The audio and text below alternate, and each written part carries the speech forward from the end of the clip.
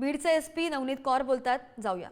आहे आणि नक्की जे लोकांना तिथे गरज नाही त्याच्या शस्त्र लायसन्स कॅन्सल होणार. एक डिमांड केलेली आहे की शिफारशी कुणाच्या आहेत त्याची चौकशी करा. हे सगळे परवाने देत असताना त्या काळातले एसपी असतील किंवा पीआय असतील सगळ्यांनी शस्त्रच्या पूर्ण जेवढी फाईल्स आहे त्याचं अवलोकन सुरू आहे आणि शिफारस कोणाची आहे अल्टिमेटली शस्त्र देण्याचा जो पॉवर आहे तो कलेक्टर ऑफिसकडे असते आणि पोलीस त्याच्या ॲनालिसिस करते लॉ अँड ऑर्डरच्या हिशोबाने त्याच्या पास्ट हिस्ट्रीच्या हिशोबाने.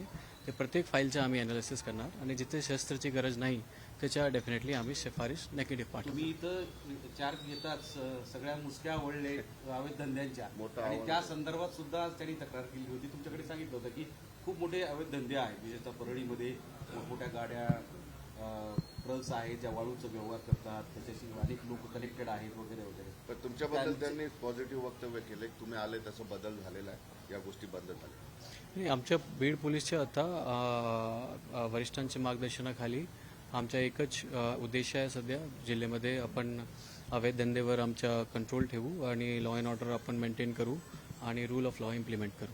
सर, इलिगल वेपन्सचा पण फार मोठा संख्या आहे, ते कसं शोध? इलिगल वेपन्सची बाबतीत मी ऑलरेडी सोशल मीडियाच्या हिशोबाने काल प्रेस नोट दिला होता जिथे मी युवक लोकांना सांगितलेलं आहे की हे अशा प्रकारचे दहशत पसरवणारे व्हिडिओ किंवा फोटो ते सोशल मीडियावर व्हायरल नाही झाले पाहिजे. केले तर त्याच्यामध्ये गुन्हा दाखल होईल.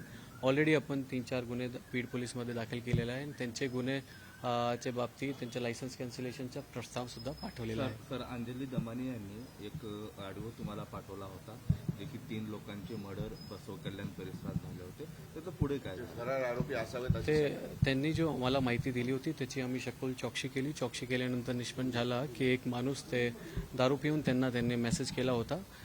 जे लोकेशन त्यांनी आम्हाला सांगितलेली आहे ते लोकेशनचे पोलीसला आम्ही विचारलेले आहे आणि प्रत्येक जगा नेगेटिव्ह मिळालेलं. सोशल मीडियामध्ये सामाजिक तेढ निर्माण होईल अशा पद्धतीचे पोस्ट केले जात आहेत. तुम्ही अवैध शस्त्राचे फोटो आहेत किंवा काय ते त्याविषयी सूचना केली आहे, परंतु सामाजिक तेढ निर्माण होईल, सामाजिक तेढ निर्माण कारवाई केली. येस, सामाजिक तेढच्या बाबतीत सुद्धा आम्ही प्रेस नोटमध्ये टाकलेला आहे. तो सगळे लोकांना मी हेच म्हणतो की असा प्रकार कुठल्याही प्रकारची पोस्ट तुम्ही टाकू नका, बिकॉज पोलीसपर्यंत आली आणि त्यामध्ये क्राईम डिस्क्लोज झाला तो आम्ही त्यामध्ये गुन्हा दाखल करणार.